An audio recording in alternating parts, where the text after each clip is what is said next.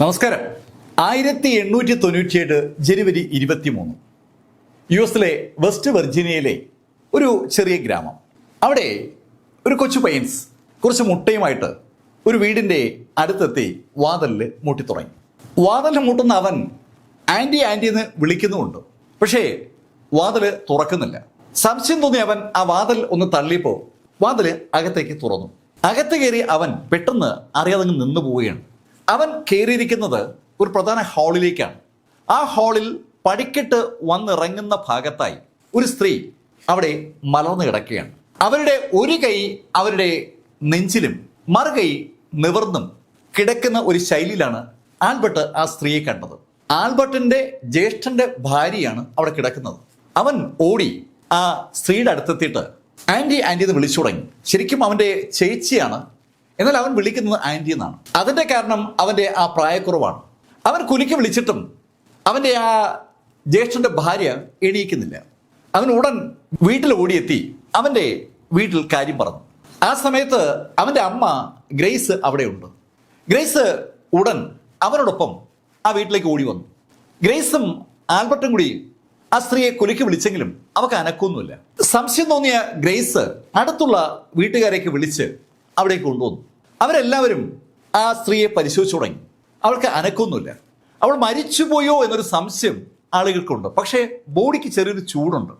അതുകൊണ്ടാണ് ആളുകൾ ഒന്ന് സംശയിക്കുന്നത്. എൽവ ഗ്രേസിന്റെ മൂത്ത മകൻ ഇറാൻമസിന്റെ ഭാര്യയാണ്. ഇറാൻമസ് പണിക്ക് പോയിരിക്കുകയാണ്. അയാൾ യഥാർത്ഥത്തിൽ ഒരു കൊല്ലനാണ്. ആ പണിസ്ഥലത്ത് ചെന്ന് അയാളോട് കാര്യം പറയാനായി ആൽബർട്ടിനെ ചുമതലപ്പെടുത്തി. ഉടൻ തന്നെ ആൽബർട്ട് ഇറാൻമസ് പണി ചെയ്യുന്ന ആ ആലിലേക്ക് ഓടി. അയാൾ ചെല്ലുമ്പോൾ ഇറാൻമസ് വളരെ ധൃതിയിൽ പണി ചെയ്തുകൊണ്ടിരിക്കുകയാണ്. അവനോട് ആൽബർട്ട് കാര്യം പറഞ്ഞതും ഇറാൻമസ് ആൽബർട്ടിനൊപ്പം അതിവേഗം സംഭവ സ്ഥലത്തേക്ക് വന്നു. അവൻ അവിടെ വരുമ്പോൾ അവൻ കാണുന്നത് അവരുടെ പ്രിയപ്പെട്ട ഭാര്യ നിശ്ചലായി കിടക്കുന്നതാണ്. പെട്ടെന്ന് ഇറാൻമസ് ഒരു ശബ്ദത്തോടെ ആ ലേഡിയുടെ അടുത്തേക്ക് മുട്ടുകുത്തി അങ്ങ് വീഴുകയാണ്. ശരിക്കും സങ്കടത്തോടെ അവൻ ആ സ്ത്രീയെ പിടിച്ച് കുലുക്കി തുടങ്ങി. അവന്റെ സങ്കടം അണപൊട്ടി ഒഴുകി. കരഞ്ഞുകൊണ്ട് അവൻ രണ്ട് കൈ കൊണ്ടും അവളെ തൂക്കിയെടുത്ത് നേരെ അവരുടെ ബെഡ്റൂമിലേക്ക് നടന്നു. അവിടെ ബെഡിൽ അവളെ കൊടുത്ത് കിടത്തി. ബെഡിൽ അവളെ കിടത്തിയിട്ട് ബെഡിനടുത്തിരുന്ന് അവൻ അവളെ നോക്കി കരഞ്ഞു തുടങ്ങി. ശരിക്കും അവന്റെ സങ്കടത്തിന് അതിരുകളില്ല എന്നതാണ് സത്യം. അടുത്തുള്ള ആൾക്കാർക്കൊക്കെ ആ ഇറാൻമസ് ദമ്പതിമാരെ അറിയാം. അവരൊക്കെ അവന്റെ സങ്കടത്തിൽ പങ്കുചേർന്നപ്പോൾ ആ ആൾക്കൂട്ടത്തിന്റെ ഭാഗമായ ഒരാൾ പെട്ടെന്ന് ഗ്രേസിനോട് ചോദിച്ചു, അല്ല ഗ്രേസേ, ഇതിപ്പോ ഇങ്ങനെ വെച്ചുകൊണ്ടിരുന്ന പറ്റുമോ? നമുക്ക് എന്തെങ്കിലുമൊക്കെ ചെയ്യണ്ടേ? ആ ചോദ്യത്തിൽ ഒരുപാട് കാര്യങ്ങളുണ്ട്. ആ എൽവ മരിച്ചു എന്നുള്ള ധാരണ ഇപ്പൊ എല്ലാവർക്കും ഉണ്ട്. പക്ഷേ മരണം കൺഫേം ചെയ്യേണ്ടത് ഒരു ഡോക്ടറാണ്. ഡോക്ടറെ വിളിച്ച് കാണിക്കുന്നില്ലേ എന്നാണ് ആ അയൽക്കാരൻ ഗ്രേസിനോട് ചോദിച്ചത്. ഗ്രേസും യഥാർത്ഥത്തിൽ അങ്ങനെ ആലോചിച്ചിട്ടിരിക്കുകയായിരുന്നു. ഗ്രേസ് ആളുകളോട് പറഞ്ഞു, ഓക്കെ, അങ്ങനെയെങ്കിൽ നിങ്ങൾ ഒരു ഡോക്ടറെ വിളിക്കുക. ഇപ്പൊ ആരെ നമുക്ക് വിളിക്കുക? ഗ്രേസേ, ഇവിടെ അടുത്തല്ലേ ഡോക്ടർ നാപ്പ് താമസിക്കുന്നത്? നമുക്ക് ഡോക്ടർ നാപ്പിനെ തന്നെ വിളിക്കാം. ഡോക്ടർ നാപ്പിനെ വിളിക്കാനുള്ള ഏർപ്പാടാക്കിയതിന് ശേഷം ഗ്രേസ് ആ ബെഡ്റൂമിലേക്ക് ചെന്ന് ഇറാൻമസിനോട് കാര്യം പറഞ്ഞു. എടാ ഇറാൻമസേ, ഞങ്ങൾ ഡോക്ടർ നാപ്പിനോട് വരാൻ പറഞ്ഞിട്ടുണ്ട്. നാപ്പ് വരുന്നതിന് മുമ്പ് നമുക്ക് ഇവിടെ ഒന്ന് കഴുകി വൃത്തിയാക്കി വെച്ചാലോ? ഗ്രേസ് അങ്ങനെ ചോദിച്ചതും ഇറാൻമസ് പറഞ്ഞു, ഏയ് അതൊന്നും വേണ്ട. അതല്ലടാ, ഇവള് മരിച്ചിട്ട് കുറെ നേരം ആയെന്നാ തോന്നുന്നത്. ആളുകളൊക്കെ വരുന്നതിന് മുമ്പ് ഒന്ന് വൃത്തിയാക്കി വെക്കുന്നതാണ് ശരി. ഞങ്ങൾ പെണ്ണുങ്ങളെല്ലാം കൂടി അവളെ വൃത്തിയാക്കാം. ഏയ് എന്റെ ഭാര്യ നിങ്ങളാരും തൊടണ്ട, അവളെ ഞാൻ വൃത്തിയാക്കാം. അങ്ങനെ പറഞ്ഞ ഇറാൻമസ് ആ ബെഡ്റൂമിൽ നിന്ന് എല്ലാവരെയും ഒഴിവാക്കിയിട്ട് അവളെ ബാത്റൂമിലേക്ക് കൊണ്ടുപോയി. കുറച്ച് കഴിഞ്ഞപ്പോൾ ഇറാൻമസ് ആ ലേഡിയുമായി ബാത്റൂമിൽ നിന്ന് തിരിച്ചു വന്നു. അവളെ ശരിക്കും നന്നായിട്ട് ഇറാൻമസ് ഒരുക്കുകയും ചെയ്തു. തലയിൽ ഒരു സ്കാർഫ് പോലെ കെട്ടിയിട്ടുണ്ട്. കഴുത്ത് വരെ നീണ്ടു കിടക്കുന്ന ഒരു ഗൗണ ധരിച്ചിരിക്കുന്നത്. ഇതിനു പുറമെ കഴുത്തിൽ അവൾക്ക് ഇഷ്ടപ്പെട്ട ഒരു ഷോള് ചുറ്റിയിരിക്കുകയാണ്. കണ്ടാൽ എൽവ ഉറങ്ങുകയാണെന്നേ തോന്നും. എൽവയെ മനോഹരിയായി എപ്പോഴും കാണാൻ ആഗ്രഹമുള്ള ഇറാൻമസ് മരണത്തിലും അത് അങ്ങനെ തന്നെ വേണമെന്ന് തീരുമാനിച്ചതാണ്. അവൾക്ക് കിടക്കാനായി ആ കട്ടിലിലെ തലയണ അല്പം പൊക്കി വെക്കുകയും ചെയ്തു. ആ തലയണ പൊക്കി വെക്കുകയോട് ചെയ്തതോടുകൂടി ആര് കണ്ടാലും ഇറാൻമസിന്റെ ആ ഭാര്യ എൽവയെ ഒന്ന് നോക്കിപ്പോകും. ശരിക്കും സുന്ദരിയാണ് എൽവ. ആളുകൾ പലരും വന്ന് എൽവയെ കണ്ടുകൊണ്ട് നിൽക്കുമ്പോഴാണ് അവിടേക്ക് ഡോക്ടർ നാപ്പ് വരുന്നത്. നാപ്പ് ആളുകളേക്ക് ഒഴിവാക്കി ആ ബെഡ്റൂമിലേക്ക് കടന്നു. അവളെ പരിശോധിച്ച ഉടൻ തന്നെ നാപ്പ് ഇറാൻമസിനോട് പറഞ്ഞു, ഏയ് സുഹൃത്തെ, നിങ്ങളുടെ ഭാര്യ മരിച്ചു. ആ കാര്യം കൃത്യമായിട്ടും നേരത്തെ ആളുകൾ പരിശോധിച്ച് ബോധ്യപ്പെട്ട കാര്യമാണ്. എന്നാൽ ഡോക്ടർ പറയുമ്പോൾ അതൊരു ഔദ്യോഗിക സ്ഥിരീകരണമാവുകയാണ്. അത് കേട്ടതും ഇറാൻമസ് ഒന്ന് തേങ്ങി. ഭാര്യ എൽവ മരിച്ച കാര്യം അയാൾക്ക് അറിയാം. എന്നാലും അയാൾ അറിയാതെ തേങ്ങിപ്പോയതാണ്. തേങ്ങിക്കൊണ്ട് ഇറാൻമസ് ഡോക്ടറോട് പറഞ്ഞു, ഡോക്ടറെ, എൻ്റെ ഭാര്യയുടെ വയറ്റിലൊരു കുഞ്ഞുണ്ട്. എൻ്റെ ഭാര്യയും പോയി കുഞ്ഞും പോയി. ശരിക്കും കുഞ്ഞു പോയതിൻ്റെ സങ്കടം അവന് ലേശ കൂടുതലാണെന്ന്, അവൻ്റെ കരച്ചിൽ കാണുന്ന ഏവർക്കും ബോധ്യമാവും. ആളുകളൊക്കെ ഇറാൻമസിനെ ഒന്ന് ആശ്വസിപ്പിക്കുകയാണ്. ഏയ് ഇറാൻ, ഇങ്ങനെ കരഞ്ഞാലോ? സംഭവിക്കാനുള്ളത് സംഭവിച്ചല്ലേ പറ്റൂ. ജനിച്ചാൽ ആരായാലും ഒരിക്കൽ മരിക്കും. ആ മരണത്തെ നമുക്കാർക്കും തടുക്കാനൊന്നും പറ്റില്ല. ദൈവം വിളിക്കുമ്പോൾ പോയില്ലേ പറ്റൂ. മുതിർന്ന ആളുകളും ചെറുപ്പക്കാരും ഒക്കെ ഒരേപോലെ ഇറാൻമസിനെ ആശ്വസിപ്പിക്കുകയാണ്. അപ്പോഴാണ് ഡോക്ടർ നാപ്പ് പറഞ്ഞത്, അല്ല, ഈ മരണം നടന്നിട്ട് കുറച്ച് സമയമായല്ലോ. എനിക്ക് ഇതിനെക്കുറിച്ച് അധികാരികൾക്ക് റിപ്പോർട്ട് കൊടുക്കേണ്ടതുണ്ട്. റിപ്പോർട്ട് കൊടുക്കണമെങ്കിൽ ബോഡി പോസ്റ്റ്മോർട്ടം നടത്തണം. പോസ്റ്റ്മോർട്ടം നടത്തണമെന്ന് കേട്ടതും ഇറാൻമസ് ഡോക്ടർ നാപ്പിനോട് പറഞ്ഞു, ഡോക്ടറെ, എൻ്റെ ഭാര്യയെ കീറി മുറിക്കാനൊന്നും ഞാൻ സമ്മതിക്കത്തില്ല. അവൾ പാവമാണ്. അവൾക്ക് ഈ മുറിവൊന്നും താങ്ങാൻ പറ്റില്ല. മരിച്ചുപോയ ഭാര്യയോടുള്ള അയാളുടെ ആ സ്നേഹം അവിടെ കൂടിയിരിക്കുന്ന സ്ത്രീകളുടെയൊക്കെ കണ്ണ് ശരിക്കും നനയിപ്പിച്ചു. പക്ഷേ ഡോക്ടർ നാപ്പ് ഒരു പ്രൊഫഷണലാണ്. അയാൾക്ക് അങ്ങനെ അങ്ങ് അതിനെ അനുവദിക്കാൻ പറ്റില്ല. അയാള് ഇറാൻമസിനോട് പറഞ്ഞു, ഹേയ് ഇറാൻമസ്, നിങ്ങളുടെ സെന്റിമെന്റ്സ് എനിക്ക് മനസ്സിലാകും. പക്ഷെ നിയമം നിങ്ങളുടെ സെന്റിമെന്റ്സിനേക്കാൾ വലുതാണ്. നിയമം പറയുന്നത് എനിക്ക് അനുസരിച്ചേ പറ്റൂ. ബോഡി പോസ്റ്റ്മോർട്ടം നടത്തുക തന്നെ വേണം. അത് കേട്ടതും ഇറാൻമസ് പറഞ്ഞു, ഡോക്ടറെ, കീറാതെ എൻ്റെ ഭാര്യയെ ഒന്ന് നിരീക്ഷിച്ചാൽ പോരെ. അങ്ങനെ ഇറാൻമസ് സങ്കടത്തോടെ ചോദിച്ചപ്പോൾ ഡോക്ടർ ഇറാൻമസിനോട് പറഞ്ഞു, ഓക്കെ, അത് വേണമെങ്കിൽ ഞാൻ നോക്കാം. ഒരു പരിശോധന എനിക്ക് എന്തായാലും നടത്തണം. റിപ്പോർട്ട് അധികാരികൾക്ക് എന്തായാലും കൊടുത്തല്ലേ പറ്റൂ. അങ്ങനെ പറഞ്ഞ ഡോക്ടർ നാപ്പ് ഇറാൻമസിനോട് പറഞ്ഞു, ഇറാൻമസ്, ഇവിടെ ഈ ബെഡിലിട്ട് എന്തായാലും പോസ്റ്റ്മോർട്ടം ചെയ്യാൻ പറ്റില്ല. നമുക്ക് ഹാളിലേക്ക് ബോഡി മാറ്റണം. ആ വീടിന്റെ ഹാളിൽ ഡൈനിങ് ടേബിളിന്റെ മുകളിൽ ആ എൽവിയുടെ ബോഡി കിടത്തിയതിന് ശേഷം ആ ഡൈനിങ് ടേബിളിന്റെ മുകളിൽ വെച്ച് ബോഡി പോസ്റ്റ്മോർട്ടം ചെയ്യാമെന്നാണ് ഡോക്ടർ പറയുന്നത്. പോസ്റ്റ്മോർട്ടമായിട്ട് അയാൾ ചെയ്യുന്നില്ല, ശരിക്കും ഒരു ബോഡി നിരീക്ഷണം, അതാണ് പുള്ളി ഉദ്ദേശിക്കുന്നത്. അങ്ങനെ ഡോക്ടർ പറഞ്ഞതും ഇറാൻമസും ഒന്നിൻ്റെ ആളുകളും ചേർന്ന് ആ ബോഡി എടുത്ത് ഡൈനിങ് ടേബിളിന്റെ മുകളിൽ കൊണ്ടുവന്ന് കിടത്തി.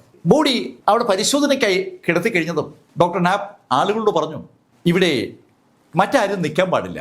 ഹസ്ബൻഡിന് നിൽക്കാം, വേണമെങ്കിൽ ഏതെങ്കിലും ബന്ധുവിനും നിൽക്കാം. അതിനപ്പുറത്തേക്ക് ഒരാളെയും ഇവിടെ നിർത്താൻ പറ്റില്ല. ബോഡി പരിശോധിക്കുമ്പോൾ സ്വാഭാവികമായിട്ടും മറ്റാളുകൾ കാണുന്നത് ഒരു നല്ല പ്രവണതയല്ല.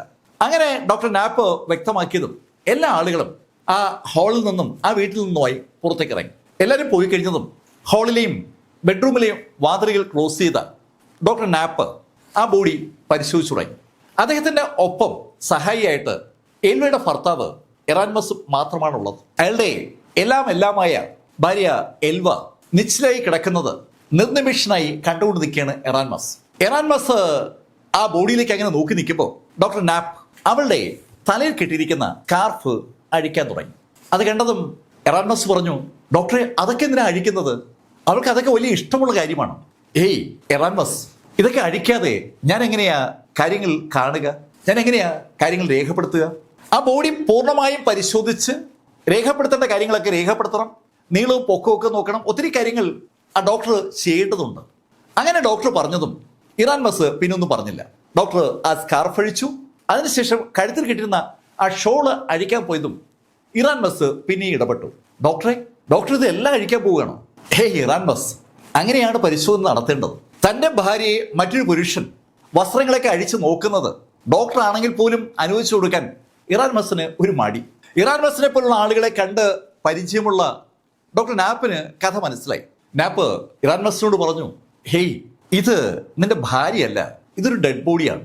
ഡെഡ് ബോഡി പോസ്റ്റ്മോർട്ടം നടത്തുമ്പോൾ ഞങ്ങളുടെ എല്ലാ ഭാഗവും കീറി മുറിക്കും.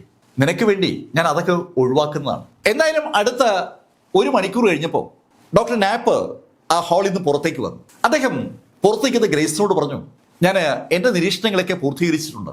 റിപ്പോർട്ട് ഞാൻ അധികാരികൾക്ക് കൊടുക്കാം. ഒരു കോപ്പി 2 ദിവസത്തിനകം ഇറാൻമസിന് ഹാൻഡ് ഓവർ ചെയ്യാം. അങ്ങനെ പറഞ്ഞിട്ട് അദ്ദേഹം അങ്ങ് പോവുകയും ചെയ്തു. ഡോക്ടർ നാപ്പ് പോയി കഴിഞ്ഞതും വാതിൽ തുറന്ന് ബന്ധുക്കളെല്ലാം ഹാളിലേക്ക് കയറി. ആ സമയത്ത് എൽവിയെ നിർനിമേഷനായി നോക്കി നിൽക്കുകയാണ് ഇറാൻമസ്. ഇറാൻമസിന്റെ അടുത്തേക്ക് വന്ന ഗ്രേസ് ഇറാൻമസിനോട് പറഞ്ഞു, ഇറാൻമസ്, നമുക്ക് എൽവിയുടെ ബോഡി പ്രാർത്ഥനയ്ക്ക് വേണ്ടി വെക്കണമല്ലോ. അങ്ങനെ ഒരു ചടങ്ങ് നടക്കേണ്ട കാര്യം അപ്പോഴാണ് ഇറാൻമസ് ആലോചിക്കുന്നത്. ഇറാൻമസ് ഉടൻ തന്നെ അതിനുള്ള സംവിധാനങ്ങൾ ഉണ്ടാക്കി. ഇറാൻമസ് ആ നടപടികളിലേക്ക് കടക്കുമ്പോൾ ഇറാൻമസുമായി ബന്ധപ്പെട്ട ആളുകൾ ബാക്കി കാര്യങ്ങളൊക്കെ നേരത്തെ പൂർത്തീകരിച്ചിട്ടുണ്ട്. ഒരു മനോഹരമായ ശവപ്പെട്ടി അവര് വാങ്ങി വെച്ചിരുന്നു. ആ ശവപ്പെട്ടി ആ പ്രധാന ഹാളിൽ എല്ലാവരും കാണത്തക്ക രീതിയിൽ അറേഞ്ച് ചെയ്ത് വെച്ചു. ആ ശവപ്പെട്ടിയിലേക്കാണ് ഇനി എൽവയുടെ ബോഡി എടുത്തു വെക്കേണ്ടത്. ആ ബോഡി എടുത്തു വെക്കാൻ പോയതും ഇറാൻമസ് ബെഡ്റൂമിലേക്ക് ചെന്ന് ഒരു തലയണ എടുത്തുകൊണ്ട് വന്ന് ആ തല വെക്കുന്ന ഭാഗത്തേക്ക് വെച്ചു. അതിനുശേഷമാണ് എൽവയെ ആ ശവപ്പെട്ടിക്കകത്ത് കൊണ്ടുവന്ന് കിടത്തുന്നത്. തലയണയിൽ തല വെച്ചിരിക്കുമ്പോൾ ശവപ്പെട്ടിക്ക് അകത്ത് കിടക്കുകയാണെങ്കിലും അവള് ശരിക്കും സുന്ദരിയായിട്ട് ആളുകൾക്ക് എല്ലാവർക്കും തോന്നുകയും ചെയ്തു. തലയിൽ ആ സ്കാർഫുണ്ട്, കഴുത്തിൽ ഷോളുണ്ട്, കഴുത്ത് മുതൽ താഴോട്ട് ആ ഗൗണുമുണ്ട്. സുന്ദരിയായ എൽവ അങ്ങനെ ആ തലയിണയിൽ തല അമർത്തി അങ്ങനെ കിടക്കുന്ന കാണുമ്പോൾ അവള് ഉറങ്ങിയാണെന്നേ തോന്നും. ഒരു പുഞ്ചിരി അവളുടെ മുഖത്തുണ്ടോ എന്ന് ഒരു സംശയം. എന്തായാലും ആ ദിവസത്തെ ചടങ്ങ് ഏതാണ്ട് പൂർത്തീകരിക്കപ്പെട്ടതും അവളെ പള്ളിയിലേക്ക് ഷിഫ്റ്റ് ചെയ്തു. പള്ളിയിൽ അടക്കുന്നതിന് വേണ്ടി കൊണ്ടുവന്നപ്പോൾ അവിടെ ഒരു ചടങ്ങുണ്ട്. അത് അന്ത്യചുംബനം എന്ന ചടങ്ങാണ്. ബോഡി കുഴിയിലേക്ക് വെക്കുന്നതിന് മുന്നേ ബന്ധുക്കളും വേണ്ടപ്പെട്ട ആളുകളും ഒക്കെ മരിച്ചുപോയ ആൾക്ക് അവസാനമായി ഒരു ചുംബനം കൊടുക്കും. ചുംബനം കൊടുക്കാനായി ആളുകൾ ആ ബോഡിയുടെ അടുത്തേക്ക് വന്നതും ഇറാൻമസ് അവരെ തടുത്തു. ഹേയ്, അതൊന്നും വേണ്ട, എൻ്റെ ഭാര്യയ്ക്ക് ഇനി ആരും ചുംബനം കൊടുക്കണ്ട. അവളെ അവസാനമായി ചുംബിച്ചത് ഞാനാണ്. ആ ചുംബനം അത് മതി അവക്ക്. അത് ഈ പ്രപഞ്ചം ഉള്ളിടത്തോളം കാലം അങ്ങനെ തന്നെ നിലനിൽക്കണം. അയാളുടെ ചുംബനം ഏറ്റുവാങ്ങി മരിച്ച ഭാര്യയ്ക്ക് മരണശേഷം പോലും വേറെ ആരുടെയും ചുംബനം വേണ്ട എന്ന് ഇറാൻമസ് തീർത്തു പറയുമ്പോൾ അവിടെ ആ പള്ളിയിലുണ്ടായിരുന്ന ചെറുപ്പക്കാരികളായ സ്ത്രീകളൊക്കെ അവരുടെ ഹസ്ബൻഡുമാരെ അറിയാതെ നോക്കിപ്പോവുകയാണ്. ശരിക്കും പ്രണയത്തിന്റെ ഉദാത്തമായ ഒരു രംഗം അവരവിടെ പള്ളി കണ്ടു എന്ന് പറയാം. ഇറാൻമസിന്റെ എൽവയോടുള്ള പ്രണയം, ആ സ്നേഹം, അതിന്റെ പ്രകടനം ആ ശവസംസ്കാര ചടങ്ങിന് ശേഷവും ശരിക്കും ആ നാട്ടിൽ ഒരു പാട്ടുപോലെ പരക്കുകയാണ്. ആ വെർജീനിയ സ്റ്റേറ്റിന്റെ ഒരു നല്ല ഭാഗത്ത് ഈ കഥ അറിഞ്ഞു കാണും. ഇങ്ങനെയും ഭാര്യമാരെ സ്നേഹിക്കുന്ന പുരുഷന്മാർ ഇപ്പോഴും ഈ ഭൂമിയിലുണ്ടോ എന്നൊക്കെയുള്ള ചോദ്യം പല സ്ഥലത്തുനിന്നും ഉണ്ടായിക്കൊണ്ടിരിക്കുമ്പോൾ ഒരു ദിവസം രാത്രി എൽവയുടെ അമ്മ ഞെട്ടി ഉണർന്നു. അവരുടെ പേര് മേരി ഹേസ്റ്റർ എന്നാണ്. ഞെട്ടി ഉണർന്ന മേരി നന്നായി വിയർക്കുന്നുണ്ട്. അവരെ തല മുതൽ കാൽപാദം വരെ വിയർപ്പിൽ കുളിച്ചു നിൽക്കുകയാണ്. എന്തോ കണ്ട് ഭയന്നതിന്റെ ഒരു ലക്ഷണം അവരെ വീക്ഷിക്കുന്ന ആർക്കും തോന്നും. മേരി ആ രാത്രി പിന്നെ ഉറങ്ങിയില്ല. നേരെ പുലർന്നപ്പോഴും അവൾ ശരിക്കും അസ്വസ്ഥയാണ്. അവരെ വീട്ടിൽ അങ്ങോട്ടും ഇങ്ങോട്ടൊക്കെ നടക്കുകയാണ്. രാവിലെ അല്പം ആഹാരം കഴിച്ചിട്ട് അവർ അതിവേഗം അവിടുത്തെ പബ്ലിക് പ്രോസിക്യൂട്ടർ ജോൺ ആൽഫ്രഡ് പ്രീസ്റ്ററുടെ വീട്ടിലെത്തി. അതിരാവിലെ ഒരു സ്ത്രീ അയാളെ തിരക്കി വന്നപ്പോൾ ആൽഫ്രഡിന് ഒരു കൗതുകം. ഏയ്, എന്തു പറ്റി സർ? എനിക്ക് ഒരു കാര്യം ഉണർത്തിക്കാനുണ്ട്. ഏയ്, എന്താന്ന് വെച്ചാൽ പറഞ്ഞോളൂ സർ. എൻ്റെ മകള് അടുത്ത ദിവസങ്ങളിലാണ് മരിച്ചത് സർ. അവള് മരിച്ചതല്ല സർ, അവളെ കൊന്നതാണ്. ഏയ്, നിങ്ങൾ എന്താ ഈ പറയുന്നത്? അവളെ കൊന്നോ? ആരാ കൊന്നത് സർ? അവളെ കൊന്നത് അവളുടെ ഹസ്ബൻഡ് തന്നെയാണ്. ഏയ് മേരി, നിങ്ങള് എന്തൊക്കെയാ വിളിച്ചു പറയുന്നത്? നിങ്ങളുടെ മകളെ നിങ്ങളുടെ മരുമകൻ കൊന്നു. എന്താ അതിന് തെളിവ് സാർ? ഇന്നലെ രാത്രി ഞാനൊരു സ്വപ്നം കണ്ടു. ഞാൻ സ്വപ്നം കണ്ടത് എൻ്റെ മകളെയാണ്. മകൾ എന്നോട് അവളെ കൊന്നതാണെന്ന് എന്നോട് പറഞ്ഞു. അത് കേട്ടതും പബ്ലിക് പ്രോസിക്യൂട്ടർ അറിയാതെ ചിരിച്ചു പോവുകയാണ്. മേരി, നീ ഇതെന്തൊക്കെയാ പറയുന്നത്? സ്വപ്നത്തിൽ നിന്റെ മകള് വന്ന് നിന്നോട് അവളെ കൊന്നതാണെന്ന് പറഞ്ഞു എന്ന് പറഞ്ഞാൽ ആരെങ്കിലും വിശ്വസിക്കൂ? ഇതൊക്കെ തികച്ചും അസംബന്ധമാണ്. നീ ആവശ്യമില്ലാത്ത കാര്യങ്ങൾ ആലോചിച്ച് കിടന്നപ്പോൾ നിന്റെ മനസ്സിൽ വെറുതെ തോന്നിയതാണ് ആ സ്വപ്നം. അങ്ങനെ സ്വപ്നം കണ്ടു എന്ന് പറഞ്ഞ് ഒരു കേസൊന്നും തുടങ്ങാൻ പറ്റില്ല. പ്രോസിക്യൂട്ടർ ആൽഫ്രഡ് അങ്ങനെ തീർത്തു പറഞ്ഞതും മേരി ആൽഫ്രഡിനോട് പറഞ്ഞു, സർ അങ്ങനെ അല്ല, ഈ ഇറാൻമസ് എൻ്റെ മകളെ ഉപദ്രവിക്കാറുണ്ടായിരുന്നു. ഹേയ് മേരി, നീ എന്താ പറയുന്നത്? ഞാൻ ഒരുപാട് കഥകൾ ഇറാൻമസിനെ കുറിച്ച് കേട്ടിരുന്നു.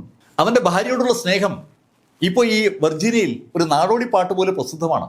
ഞാൻ ഒരുപാട് യുവതികളുമായി ഈ വിഷയം സംസാരിച്ചതാണ്. എല്ലാവരും പറയുന്നത് ഇറാൻമസിനെ പോലെ ഒരാളാകണം ഭർത്താവ് എന്നാണ്. അപ്പോഴാണ് നീ ഇറാൻമസിനെ കുറിച്ച് ഇങ്ങനെയൊക്കെ പറയുന്നത്. സർ, എൻ്റെ മകൾ എന്നോട് പലതവണ പറഞ്ഞിട്ടുണ്ട് അവളെ വളരെ ഗുരുതരമായി ഇറാൻമസ് പരിക്കേൽപ്പിക്കാറുണ്ടായിരുന്നു. പിന്നെ അവൾ എന്നോട് മറ്റൊരു കാര്യം പറഞ്ഞിരുന്നു, അവക്ക് അവനെ മതിയായി എന്ന കാര്യം. ആ വാചകം ആൽഫ്രഡിൽ ഒരു ചലനം ഉണ്ടാക്കി. ഭർത്താവിനെ ഉപേക്ഷിക്കാൻ താത്വികമായി തീരുമാനിച്ച ഒരു സ്ത്രീ മരിക്കുമ്പോൾ അതിനകത്തൊരു സംശയം തോന്നേണ്ടത് സ്വാഭാവികമാണ്.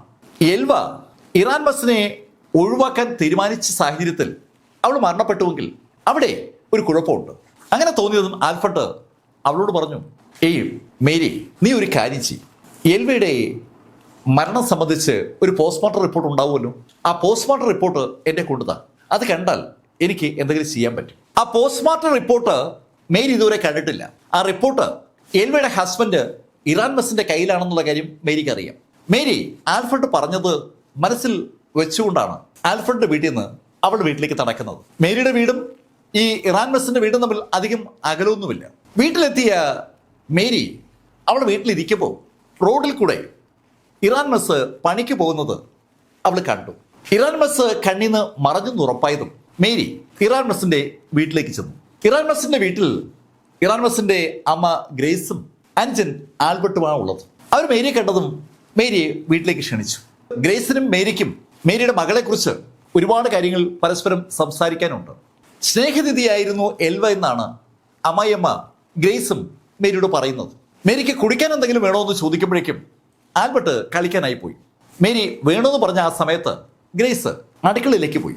ആ സമയം കണക്ക് കൂട്ടിയ മേരി അതിവേഗം ഇറാൻ മെസ്സിന്റെ മുറിയിലെത്തി. അവള് അതിവേഗം ആ മുറിയിലെ അലമാരയ്ക്കുള്ളിൽ നിന്ന് എൽവയുടെ പോസ്റ്റ്മോർട്ടം റിപ്പോർട്ട് പുറത്തെടുത്തു. അവളുടെ കുപ്പായത്തിനകത്തേക്ക് അത് ഒളിപ്പിച്ച് അവൾ പുറത്ത് നേരത്തെ അവളിരുന്ന സീറ്റിൽ എത്തുമ്പോഴേക്കും അകത്തുനിന്ന് മേരിക്ക് കുടിക്കാനുള്ള ചായയുമായി ഗ്രേസ് പുറത്തേക്ക് വന്നു. ചായ കുടിച്ചതിന് ശേഷം വിശേഷങ്ങളെ പങ്കുവച്ചിട്ട് മേരി അവിടെ നിന്ന് അവളുടെ വീട്ടിലേക്ക് വന്നു. അവൾ ആ പോസ്റ്റ്മോർട്ടം റിപ്പോർട്ട് പിറ്റേ ദിവസം ജോൺ ആൽഫ്രഡിന് കൈമാറി. ആ റിപ്പോർട്ടിലൂടെ കടന്നുപോയ ആൽഫ്രഡിന് ആ റിപ്പോർട്ട് എഴുതിയിരിക്കുന്ന ഡോക്ടർ നാപ്പിനോട് ഒന്ന് സംസാരിക്കണമെന്ന് തോന്നി. അദ്ദേഹം ഡോക്ടർ നാപ്പിനെ അദ്ദേഹത്തിന്റെ ഓഫീസിലേക്ക് വിളിപ്പിച്ചു. ഡോക്ടർ നാപ്പ് വന്നു. നാപ്പിന്റെ മുന്നിലേക്ക് ആ പോസ്റ്റ്മോർട്ടം റിപ്പോർട്ട് ആൽഫ്രഡ് എടുത്തു വെച്ചു. ഡോക്ടർ എഴുതിയിരിക്കുന്ന റിപ്പോർട്ടാണ്. ഡോക്ടർ, ഈ റിപ്പോർട്ടുമായി ബേസ് ചെയ്ത് ചില പരാതികളൊക്കെ വന്നിട്ടുണ്ട്. അതുകൊണ്ടാണ് ഡോക്ടർ ഇങ്ങോട്ട് വിളിപ്പിച്ചത്. ഡോക്ടർ എന്താ പറയാനുള്ളത്? പ്രോസിക്യൂട്ടർ, ഞാൻ തന്നെയാണ് ആ കുട്ടിയെ പരിശോധിച്ചത്. ചില അസ്വാഭാവികതകൾ എനിക്ക് തോന്നിയത് കൊണ്ടാണ് ഞാൻ അതിനകത്ത് ഈ കാര്യങ്ങളൊക്കെ സൂചിപ്പിച്ചത്. പ്രോസിക്യൂട്ടർ, അവളുടെ കഴുത്തിൽ ഒരു കറുത്ത പാടുണ്ടായിരുന്നു. പിന്നെ അവളുടെ ആ കഴുത്ത് ഒടിഞ്ഞിട്ടുണ്ട്. അവള് സ്റ്റെപ്പിൽ നിന്ന് വീണതിൻ്റെ ഫലമായിട്ട് കഴുത്ത് ഒടിഞ്ഞതാണെന്ന് അവളുടെ ഹസ്ബൻഡ് എന്നോട് പറയുകയും ചെയ്തു. അവൻ പറഞ്ഞത് ശരിയാണ്. പക്ഷെ എനിക്ക് സംശയം ഉണ്ടായത് അതൊന്നുമല്ല. അവൻ എന്നോട് പറഞ്ഞത് അവൻ്റെ ഭാര്യ പ്രഗ്നൻ്റ് ആണെന്നാണ്. ഞാൻ കീറിമുറിച്ച് പരിശോധിച്ചില്ല. പക്ഷേ ഒരു സ്ത്രീ പ്രഗ്നൻ്റ് ആണോ അല്ലേന്ന് അറിയാൻ ഒരു ഡോക്ടർ നിലയിൽ എനിക്ക് പറ്റും. ഞാൻ ഉറപ്പിച്ചു പറയുന്നു, അവൾ പ്രഗ്നൻ്റ് അല്ലായിരുന്നു. അതാണ് ഞാൻ റിപ്പോർട്ടിൽ അങ്ങനെ സൂചിപ്പിച്ചത്. ശരിക്കും ആ റിപ്പോർട്ടിനകത്ത് എൽവ പ്രഗ്നൻ്റ് അല്ല എന്നുള്ള ഡോക്ടർ നാപ്പിന്റെ ഒരു കുറിപ്പ് കണ്ടതുകൊണ്ടാണ് പ്രോസിക്യൂട്ടർ നാപ്പിനെ അവിടേക്ക് വിളിച്ചു വരുത്തിയത്. എല്ലാ ആളുകൾക്കും അറിയാവുന്ന കഥ എൽവ പ്രഗ്നൻ്റ് ആണെന്നാണ്. പ്രഗ്നൻ്റ് ആയ എൽവ ഗർഭിണിയായിരിക്കുമ്പോഴാണ് ശരിക്കും മരണപ്പെടുന്നത്. അതിൽ അവളുടെ ഹസ്ബൻഡിന് മാത്രമല്ല, അവളുടെ വീട്ടുകാർക്കും അവൻ്റെ വീട്ടുകാർക്കൊക്കെ വിഷമമുണ്ട്. നാട്ടുകാർക്കും ചുറ്റുമുള്ളവർക്കൊക്കെ അക്കാര്യം അറിയാം എൽവ ഗർഭിണിയാണെന്ന്. ഗർഭിണിയായ എൽവ ഗർഭിണി അല്ലായിരുന്നു എന്ന് ഡോക്ടർ കുറിക്കുമ്പോൾ അത് സ്വാഭാവികമായി ഒരു സംശയം ഉളവാക്കുന്ന കാര്യമാണ്. അത് മനസ്സിൽ തറച്ച പ്രോസിക്യൂട്ടർ ജോൺ ആൽഫ്രഡ് ഒരിക്കൽ കൂടി നാപ്പിനോട് ചോദിച്ചു, അല്ല ഡോക്ടർ, ഡോക്ടർക്ക് അക്കാര്യം ഉറപ്പാണോ? പ്രോസിക്യൂട്ടർ, ഞാൻ എൻ്റെ ഇത്രയും വർഷത്തെ എക്സ്പീരിയൻസിന്റെ അടിസ്ഥാനത്തിൽ ഉറപ്പിച്ചു പറയുകയാണ്, മരിച്ചുപോയ എൽവ ഗർഭിണി അല്ലായിരുന്നു. ഗർഭിണി അല്ലായിരുന്ന എൽവ ഗർഭിണിയാണെന്നുള്ള കഥ പിന്നെ എങ്ങനെ ചുറ്റും പരന്നു. അവളുടെ വീട്ടുകാരും അവൻ്റെ വീട്ടുകാരും അവൾ ഗർഭിണിയാണെന്ന് ഇപ്പോഴും ഉറച്ചു വിശ്വസിക്കുകയാണ്. ആൽഫ്രഡ് മേരിയെ അവിടേക്ക് വിളിപ്പിച്ചു. മേരിയോട് മരിച്ചുപോയ മകളുടെ ഗർഭത്തെക്കുറിച്ച് ചോദിച്ചപ്പോൾ അവളും അത് തന്നെ പറഞ്ഞു. മകള് ഗർഭിണിയായിരുന്നു. ഒരു അമ്മയ്ക്ക് മകൾ ഗർഭിണിയാണോ അല്ലേന്ന് അറിയാൻ പറ്റുമല്ലോ. അവൾ അക്കാര്യം തീർത്ത് പറഞ്ഞതും ഡോക്ടർ നാപ്പിന്റെ ആ സംശയം തെറ്റാണ് എന്നൊരു തോന്നൽ ജോൺ ആൽഫ്രഡിനുണ്ടായി. പക്ഷേ നാപ്പ് അതിവിദഗ്ധനായ ഒരു ഡോക്ടറാണ്. അയാള് ഒരു കാര്യം നിരീക്ഷിച്ച് രേഖപ്പെടുത്തുമ്പോൾ അതിനെ മുഖവിലേക്ക് എടുക്കാതെ തള്ളിക്കളയുന്നതും ശരിയല്ല. ഒരു പരീക്ഷണം നടത്താൻ പ്രോസിക്യൂട്ടർ തീരുമാനിക്കുന്നത് അപ്പോഴാണ്. മേരി നേരത്തെ തന്നെ ഇറാൻ മെസ്സിനെ കുറിച്ച് ഒരു പരാതി പറഞ്ഞിട്ടുണ്ട്. അവളുടെ മകളുടെ മരണത്തിൽ സംശയവും പ്രകടിപ്പിച്ചിട്ടുണ്ട്. ഇതെല്ലാം കൂടെ കൂട്ടി ആലോചിക്കുമ്പോൾ ഒരു റീ പോസ്റ്റ്മോർട്ടം അനിവാര്യമാണ്. എൽവയുടെ ബോഡി പുറത്തെടുക്കാനുള്ള ഓർഡറിന് വേണ്ടി ജഡ്ജിയെ സമീപിക്കാൻ പ്രോസിക്യൂട്ടർ അങ്ങനെയാണ് തീരുമാനിച്ചത്. എന്നാലും വെർജീനിയയിലെ ആ ഡിസ്ട്രിക്ട് കോടതി അത് അനുവദിച്ചു. എൽവയുടെ ബോഡി പുറത്തെടുത്ത് റീ പോസ്റ്റ്മോർട്ടം നടത്താനുള്ള പെർമിഷൻ കോടതി പ്രോസിക്യൂട്ടർക്ക് കൊടുത്ത വാർത്ത ശരിക്കും കാട്ടുതീ പോലെ ആ ചുറ്റുപാടങ്ങ് പരന്നു. എൽവ മരിച്ചത് എല്ലാവരും അറിഞ്ഞ കാര്യമാണ്. എൽവയുടെ ആ ശവസംസ്കാര ചടങ്ങിൽ പങ്കെടുത്ത അനവധി ആളുകളുണ്ട്. അന്ന് അവിടെ അവളുടെ ഭർത്താവിന്റെ സങ്കടം അവരെയും സങ്കടപ്പെടുത്തിയതാണ്. ഇറാൻ മെസ്സിന്റെ വീട്ടിൽ എൽവയുമായി ബന്ധിപ്പിച്ച ചടങ്ങുകൾ നടക്കുമ്പോൾ ഇറാൻ മസിന്റെ സങ്കടം സഹിക്കാൻ പറ്റാതെ പലരും വിതുമ്പിപ്പോയിരുന്നു. ആ സംഭവങ്ങളൊക്കെ ആ ആളുകളുടെ മനസ്സിൽ ഇപ്പോഴും അങ്ങനെ പച്ചപിടിച്ച് നിൽക്കുകയാണ്. അപ്പോഴാണ് ഈ വാർത്ത അറിയുന്നത്. എൽവിയുടെ ബോഡി പള്ളിയിലെ സെമിത്തേരിയിൽ നിന്ന് പുറത്തെടുത്ത് പോസ്റ്റ്മോർട്ടം ചെയ്യാൻ പോവുകയാണ്. എന്തായാലും അധികാരികൾ തീരുമാനിച്ചിരിക്കുന്ന സ്ഥിതിക്ക് അതിനകത്ത് എന്തെങ്കിലും കാരണം കാണുമെന്നുള്ള ഒരു ഫീല് ആളുകൾക്കൊക്കെ ഉണ്ടായി. ഈ വിഷയത്തിൽ ഇതുവരെ ബന്ധപ്പെടാതിരുന്ന ആളുകളൊക്കെ ഇപ്പോൾ കഥ അറിഞ്ഞു. അന്ന് ഈ ലോക്കൽ പത്രങ്ങൾ എന്ന് പറയുന്നത് മിക്കവാറും സന്ധ്യാ പത്രങ്ങളാണ്. ഇഷ്ടംപോലെ ഈവനിങ് ന്യൂസ് ഇറങ്ങി. അതിനകത്ത് വലിയ അക്ഷരങ്ങളിൽ ഈ കേസ് പ്രസിദ്ധീകരിക്കപ്പെട്ടു. അങ്ങനെ ആ പള്ളി മുറ്റത്തേക്ക്, സെമിത്തേരിയുടെ സമീപത്തേക്ക് ആളുകൾ ഒഴുകിയെത്തി. 1800കളുടെ അവസാനമാണ് ഈ സംഭവമൊക്കെ നടക്കുന്നത്. അന്നത്തെ ആളുകൾക്ക് ഇതൊക്കെ ഒരു വലിയ കൗതുകം ഉണർത്തുന്ന കാര്യവുമാണ്. ഇപ്പോഴും അങ്ങനെയൊക്കെ തന്നെയാണ്. ഇഷ്ടംപോലെ ആളുകൾ ആ പള്ളിയിലെത്തി. അധികാരികളുടെ സാന്നിധ്യത്തിൽ ആ ശവപ്പെട്ടി കല്ലറയിൽ നിന്ന് പുറത്തേക്കെടുത്തു. ശവപ്പെട്ടി തുറന്നു. എൽവയുടെ ബോഡി പോസ്റ്റ്മോർട്ടം നടത്താനായി പോസ്റ്റ്മോർട്ടം ടേബിളിലേക്ക് കൊണ്ടുവന്നു. ശരിക്കും സ്പോട്ട് പോസ്റ്റ്മോർട്ടമാണ് നടക്കുന്നത്. ആ പള്ളിയുടെ സെമിത്തേരി കോമ്പൗണ്ടിനകത്ത് തന്നെ ഒരു സ്ഥലം ഉണ്ടാക്കി അവിടെയാണ് പോസ്റ്റ്മോർട്ടം. ഒരുപാട് ആളുകൾ ഈ പോസ്റ്റ്മോർട്ടത്തിന്റെ റിപ്പോർട്ട് അറിയാൻ വേണ്ടി കാത്തു നിൽപ്പുണ്ട്. 3 മണിക്കൂർ നീണ്ടുനിന്ന പോസ്റ്റ്മോർട്ടം നടപടികൾ അവസാനിച്ചപ്പോൾ ഡോക്ടേഴ്സ് ഒരു റിപ്പോർട്ട് തയ്യാറാക്കി. പോസ്റ്റ്മോർട്ടം റിപ്പോർട്ടിൽ അവൾ എങ്ങനെ മരിച്ചു എന്നതിൻ്റെ കാരണം വ്യക്തമാക്കുകയാണ്. അവളുടെ കഴുത്തിൽ നന്നായി ആരോ ഞെക്കിയിട്ടുണ്ട്. അതിൻ്റെ അടയാളം അവളുടെ കഴുത്തിലുണ്ട്. അവളുടെ കഴുത്തിൽ കണ്ട കരിവാളിച്ച പാട് ആ കഴുത്ത് ഞെക്കിപ്പിടിച്ചതിൻ്റെ ഫലമായി ഉണ്ടായതാണ്. അവളുടെ കഴുത്തിലെ ഞരമ്പുകളൊക്കെ ഒരു പ്രത്യേക ശൈലിയിൽ പൊട്ടിയിരിക്കുകയാണ്. അങ്ങനെ പൊട്ടണമെങ്കിൽ ഒരു രീതിയിലേ പൊട്ടു. അത് തല പിടിച്ച് കറക്കിയാലേ പൊട്ടു. ശരിക്കും അവളുടെ തല ആര് ബലമായി പിടിച്ച് കറക്കി കഴുത്തിലെ ഞരമ്പുകൾ മുഴുവൻ പൊട്ടിച്ചിരിക്കുകയാണ്. അങ്ങനെയാണ് ആ രക്തക്കുഴലുകൾ ഒക്കെ പൊട്ടിയിരിക്കുന്നത്. ജീവിച്ചിരിക്കുന്ന സമയത്ത് അങ്ങനെ പൊട്ടിച്ചു എന്നുള്ളതാണ് വേദനാജനകമായ കാര്യം. പോസ്റ്റ്മോർട്ടം റിപ്പോർട്ടിൽ ആ കാര്യം സൂചിപ്പിച്ചപ്പോൾ പല ആളുകളും ഈ മരണം നടന്ന ദിവസത്തെ ചില സംഭവ വികാസങ്ങളൊക്കെ ഓർത്തു പോവുകയാണ്. ആ ബോഡി അടക്കാൻ വേണ്ടി എടുത്ത സമയത്ത് കല്ലറിലേക്ക് വെക്കാനായി ശവപ്പെട്ടിയിലേക്ക് ആ ബോഡി വെക്കുമ്പോൾ അതിന് തല ഒന്ന് അനങ്ങിയായിരുന്നു. ആ തലയ്ക്ക് ഒരു ബലമില്ലാത്തതുപോലെ ഒരു ഫീല് അത് കണ്ടപ്പോൾ ആളുകൾക്ക് തോന്നിയിരുന്നു. പക്ഷെ വീണതിൻ്റെ ആഘാതത്തിൽ കഴുത്ത് ഒടിഞ്ഞത് കൊണ്ടായിരിക്കാം അങ്ങനെ സംഭവിച്ചതെന്ന് ഒരു ധാരണ എല്ലാ ആളുകൾക്കും ഉണ്ടായിരുന്നത് കൊണ്ട് ആളുകൾ അന്ന് അതിൽ വലിയ പ്രാധാന്യം കണ്ടിരുന്നില്ല. പക്ഷെ ഇപ്പോൾ പോസ്റ്റ്മോർട്ടം നടത്തിയ ഡോക്ടേഴ്സ് എന്തുകൊണ്ടാണ് കഴുത്ത് ബലമില്ലാതായത് എന്നത് വിശദീകരിക്കുകയാണ്. കഴുത്തിനെ ബോഡിയുമായി ഉറപ്പിച്ച് നിർത്തിയിരുന്ന എല്ലാ ഞരമ്പുകളും ശരിക്കും ആ തല പിടിച്ച് ഒടിച്ച് കറക്കിപ്പോൾ പൊട്ടിയിരിക്കുകയാണ്. രണ്ടാമതായി പോസ്റ്റ്മോർട്ടം നടത്തിയ ഡോക്ടേഴ്സ് രേഖപ്പെടുത്തിയിരിക്കുന്നത് വളരെ നിർണായകമായ ഒരു കാര്യമാണ്. അത് ഡോക്ടർ നാപ്പ് പറഞ്ഞ കാര്യത്തെ ശരിവെക്കുന്ന കാര്യമാണ്. അവള് പ്രഗ്നന്റ് അല്ല. മൂന്നാമത്തെ കാര്യം, ഈ മരണം നടന്ന സമയത്ത് അവൾക്ക് അബോർഷൻ സംഭവിച്ചിട്ടുമില്ല. അബോർഷൻ നടന്നിട്ടില്ല എന്ന് പറയുമ്പോൾ അതിൻ്റെ അർത്ഥം അവൾ പ്രഗ്നന്റ് ആണെന്ന് പറഞ്ഞ കഥ 100% നുണയാണ്. വളരെ വിശദമാണ് ആ പോസ്റ്റ്മോർട്ടം റിപ്പോർട്ട്. ആ റിപ്പോർട്ടിലെ കാര്യങ്ങൾ പബ്ലിക് ആയതോടുകൂടി സകല ആളുകളുടെയും നോട്ടം ഇറാൻ മസിലേക്ക് മാറുകയാണ്. ഈ സമയത്ത് പോലീസ് ഉദ്യോഗസ്ഥരും സ്ഥലത്തുണ്ട്. ഇതുപോലെ സെമിത്തേരിയിൽ നിന്ന് പോസ്റ്റ്മോർട്ടത്തിന് വേണ്ടി ബോഡി എടുക്കുമ്പോൾ അത് സ്വാഭാവികമാണ്. പ്രോസിക്യൂട്ടർ ആവശ്യപ്പെട്ട അനുസരിച്ച് അവരെല്ലാം റെഡിയായി നിൽക്കുമ്പോഴാണ് ഈ റിപ്പോർട്ട് പ്രസിദ്ധീകരിക്കപ്പെടുന്നത്. റിപ്പോർട്ടിലെ കാര്യങ്ങൾ കേട്ടതും അന്വേഷണ ഉദ്യോഗസ്ഥൻ ഇറാൻ മസിന് നേരെ തിരിഞ്ഞു. ഇറാൻ മസ്, നീയാണ് നിന്റെ ഭാര്യ പ്രഗ്നന്റ് ആണെന്ന് ആദ്യമായി പറയുന്നത്. നീ എപ്പോഴാണ് പ്രഗ്നന്റ് അല്ലാത്ത നിന്റെ ഭാര്യ പ്രഗ്നന്റ് ആണെന്ന് തീരുമാനിച്ചത്? ആ ചോദ്യത്തിന് മറുപടി പറയാനാവാതെ ഇറാൻ മസ് ശരിക്കും പരിങ്ങി. അവനാണ് അവൻ്റെ അമ്മയോടും അവൻ്റെ അമ്മായി അമ്മയോടൊക്കെ അവൻ്റെ ഭാര്യ പ്രഗ്നന്റ് ആണെന്ന് പറഞ്ഞത്. ഭാര്യ ഗർഭിണി അല്ലാതിരിക്കെ അങ്ങനെ പറയേണ്ട കാര്യം എന്താണ്? ആ ചോദ്യത്തിന് ഉത്തരം പറയാനാകാതെ അവൻ പരിങ്ങുന്നത് കണ്ടതും പോലീസ് അവനെ അറസ്റ്റ് ചെയ്തു. വിശദമായ ചോദ്യം ചെയ്യലുകൾക്ക് അവനെ വിധേയനാക്കാൻ വേണ്ടി കോടതിയിൽ ഹാജരാക്കി കസ്റ്റഡിയിൽ ഏറ്റുവാങ്ങി. പോലീസ് അവനെ ചോദ്യം ചെയ്യുമ്പോൾ അവൻ പതുക്കെ കാര്യങ്ങൾ പറഞ്ഞു തുടങ്ങി. മേരിയുടെ വീട്ടുകാർ ധരിച്ചിരുന്നത് പോലല്ല ഇറാൻ മസിന്റെ ലൈഫ്. ഇറാൻ മസിന്റെ 3ാം വിവാഹമാണ് യഥാർത്ഥത്തിൽ നടന്നിരിക്കുന്നത്. ഇറാൻ മസ് ആദ്യം വിവാഹം കഴിച്ച സ്ത്രീ ഇറാൻ മസുമായി ഒന്നിച്ച് ജീവിക്കാൻ പറ്റില്ല എന്ന് ബോധ്യമായപ്പോൾ ഡിവേഴ്സ് വാങ്ങിച്ച് പിരിഞ്ഞു പോവുകയായിരുന്നു. പക്ഷേ രണ്ടാമത്തെ സ്ത്രീ തികച്ചും അപ്രതീക്ഷിതമായി ഒരു ദിവസം കിടക്കയിൽ മരിച്ചു കിടക്കുകയായിരുന്നു. ഒരു സ്വാഭാവികമായ മരണം പോലെയുള്ള ഒരു മരണം. തന്റെ ഭാര്യ മരിച്ചുപോയ സങ്കടം അന്നും ഇറാൻ മസ് കരഞ്ഞു തീർത്തിരുന്നു. തന്റെ ഭാര്യ തികച്ചും ആകസ്മികമായി മരിച്ചപ്പോൾ അന്ന് ഇറാൻ മസ് കരഞ്ഞു വിളിക്കുകയായിരുന്നു. അന്ന് എന്തുകൊണ്ടോ പോസ്റ്റ്മോർട്ടത്തിന് ആരും ശ്രമിച്ചില്ല. ആ ബോഡിയിൽ അസ്വാഭാവികമായി ഒന്നും തോന്നാത്തത് കൊണ്ടാകാം അന്ന് ആരും പോസ്റ്റ്മോർട്ടം നടത്താത്തത്. ഇപ്പോൾ ആ കാര്യങ്ങൾ ആലോചിക്കുമ്പോൾ ആ മരിച്ചുപോയ സ്ത്രീയുടെ വീട്ടുകാർ ഒരു കാര്യം പോലീസിനോട് റിപ്പോർട്ട് ചെയ്തു. അന്നും ആ ബോഡി കുളിപ്പിച്ചത് സാക്ഷൽ ഇറാൻ മസ്സാണ്. അന്ന് ആ കാര്യത്തിൽ ആർക്കും പ്രത്യേകിച്ച് അസ്വാഭാവികത ഒന്നും തോന്നിയിരുന്നില്ല.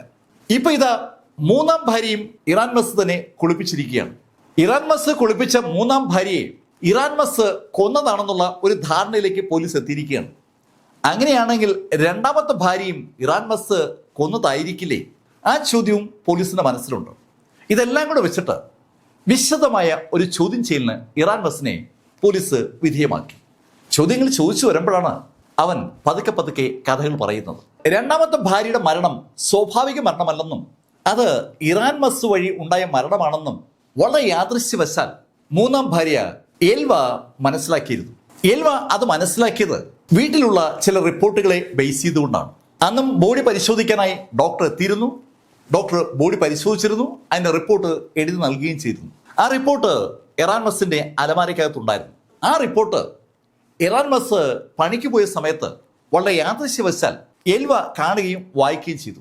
രണ്ടാം ഭാര്യയുടെ മരണം തികച്ചും അസ്വാഭാവികമായ സാഹചര്യത്തിൽ സംഭവിച്ചതാണെന്ന് മനസ്സിലായ എൽവ ആ കാര്യം രാത്രി മടങ്ങി വന്ന ഇറാൻ മസിനോട് സൂചിപ്പിച്ചു. അങ്ങനെ സംസാരിച്ചു വരുമ്പോൾ പതുക്കെ ആ സംഭാഷണം ഇറാൻ മസ് രണ്ടാം ഭാര്യയെ കൊന്നു എന്ന വിഷയത്തിലേക്ക് എത്തി. തന്റെ മൂന്നാം ഭാര്യയുടെ ആ സംശയം കുഴപ്പം പിടിച്ചൊരു സംശയമാണെന്ന് തോന്നിയ ഇറാൻ മസ് അവളെ ഒഴിവാക്കാൻ തീരുമാനിക്കുന്നത് അങ്ങനെയാണ്. എൽവ എന്ത് കാര്യങ്ങളും അവളുടെ അമ്മയോട് പറയുന്ന ഒരു സ്വഭാവമുണ്ട്. എൽവയും ഇറാൻ മസും തമ്മിൽ വഴക്കുണ്ടായപ്പോൾ സ്വാഭാവികമായിട്ടും അത് അവളുടെ അമ്മയോട് പറഞ്ഞിരുന്നു. അവളുടെ അമ്മയോട് എല്ലാ കാര്യങ്ങളും പറയുന്നത് കൊണ്ട് തന്നെ ഇറാൻ മസും എൽവയും തമ്മിൽ നല്ല അടുപ്പമാണെന്ന് തോന്നിപ്പിക്കാൻ വേണ്ടി ഇറാൻ മസ് മനഃപൂർവ്വം അവന്റെ ഭാര്യ ഗർഭിണിയാണെന്ന് പരിചയക്കാരോടൊക്കെ പറഞ്ഞു തുടങ്ങിയതാണ്. നാടായ നാട് മുഴുവൻ എൽവ ഗർഭിണിയാണെന്നുള്ള കാര്യം സമ്മതിച്ചപ്പോൾ അവസാനമാണ് അവൾ യഥാർത്ഥത്തിൽ കാര്യം അറിയുന്നത്. അവളുടെ ബന്ധുക്കൾ അവളെ കൺഗ്രാറ്റുലേറ്റ് ചെയ്തപ്പോഴാണ് ശരിക്കും അവൾ അത് അറിഞ്ഞത്. പെട്ടെന്ന് ആൾക്കൂട്ടം അവളെ ഗർഭിണിയായതിന്റെ പേരിൽ അനുമോദിച്ചപ്പോൾ അവൾക്ക് മറുപടി ഒന്നും പറയാൻ പറ്റാത്ത സാഹചര്യമായിരുന്നു. അവള് ഇറാൻ മസ് വരുമ്പോൾ ആ കാര്യം ചോദിക്കാവുന്നതൊക്കെ കരുതി ഇരിക്കപ്പോഴാണ് ശരിക്കും ഈ സംഭവം ഉണ്ടാവുന്നത്. ഇറാൻ മസ് വളരെ ചുരുങ്ങിയ ദിവസങ്ങൾ കൊണ്ട് അവൾ ഗർഭിണിയാണെന്നുള്ള കഥ അങ്ങ് പരത്തിയതാണ്. അവൾക്ക് തിരിച്ച് റിയാക്ട് ചെയ്യാൻ കഴിയും മുമ്പ്, അല്ലെങ്കിൽ അവളുടെ വീട്ടിൽ ചെന്ന് കാര്യങ്ങൾ വ്യക്തമാക്കാൻ കഴിയുന്നതിന് മുമ്പ് ഇറാൻ മസ് എൽവയെ അങ്ങ് അവസാനിപ്പിച്ചതാണ്. എൽവ അവിടെ കസേരയിൽ ഇരിക്കുമ്പോൾ അവളുടെ അടുത്ത് നിന്ന് ഇറാൻ മസ് പെട്ടെന്ന് അവിടെ കഴുത്ത് പിടിച്ച് ഒന്ന് തിരിച്ചതാണ്. ശരിക്കും ആ കഴുത്ത് അങ്ങനെ തിരിച്ചു പിടിക്കാൻ കഴിയുന്ന അത്രയും ശക്തി അയാൾക്കുണ്ട്. അയാളൊരു കൊല്ലനാണ്. വലിയ വലിയ കൂടം കൊണ്ട് ഇരുമ്പ് അടിച്ച് പരത്തുന്ന അയാൾക്ക് നല്ല കൈക്കരുത്താണ്. അതുകൊണ്ട് തന്നെ ആ തല പിടിച്ചങ്ങനെ ഞെരിക്കാൻ അയാൾക്ക് വളരെ എളുപ്പമായിരുന്നു. ഭാര്യ മരിച്ചു എന്ന് ഉറപ്പായതും അവളെ ആ സ്റ്റെപ്പിന്റെ അടുത്ത് കൊണ്ടുവന്ന് കിടത്തിയതാണ്. ആരെ കണ്ടാലും സ്റ്റെപ്പിൽ നിന്ന് വീണു എന്നേ തോന്നാവൂ. അത് ഉറപ്പാക്കിയതിനു ശേഷം വീട്ടിൽ നിന്ന് നടന്ന് പുറത്തേക്കിറങ്ങിയ ഇറാൻ മസ് പോകുന്ന വഴിക്ക് അയാളുടെ അനുജൻ ആൽബർട്ടിനോട് കുറച്ച് മുട്ട വീട്ടിൽ കൊണ്ട് കൊടുക്കണമെന്ന് പറഞ്ഞിട്ടാ പോയത്. ആൽബർട്ട് മുട്ടയുമായിട്ട് അയാൾ വീട്ടിൽ ചെല്ലുമ്പോൾ ഉറപ്പായും അവിടെ മരിച്ചു കിടക്കുന്ന എൽവയെ കാണുമെന്നും അങ്ങനെ ആ മരണം എല്ലാവരും അറിയുമെന്നും അയാൾക്കറിയാം. അയാൾ ഇല്ലാത്ത സമയത്തെ ആ വിവരം ആളുകൾ അറിയാവൂ. എങ്കിൽ മാത്രമേ അയാൾ തിരക്കതനുസരിച്ച് കാര്യങ്ങൾ ഭംഗിയായി മുന്നോട്ട് പോകും. അയാൾ പ്രതീക്ഷിച്ചതുപോലെ തന്നെ കാര്യങ്ങൾ നടന്നു. ആ കാര്യങ്ങൾ പക്ഷേ പൊളിച്ചത് എൽവയുടെ ആ പ്രേതമാണ്. എൽവ ശരിക്കും രാത്രിയിൽ ഈ മേരിയുടെ മുന്നിൽ പ്രത്യക്ഷപ്പെടുകയും നടന്ന സംഭവങ്ങളൊക്കെ അതുപോലെ തന്നെ മേരിയോട് പറയുകയും ചെയ്തിരുന്നു.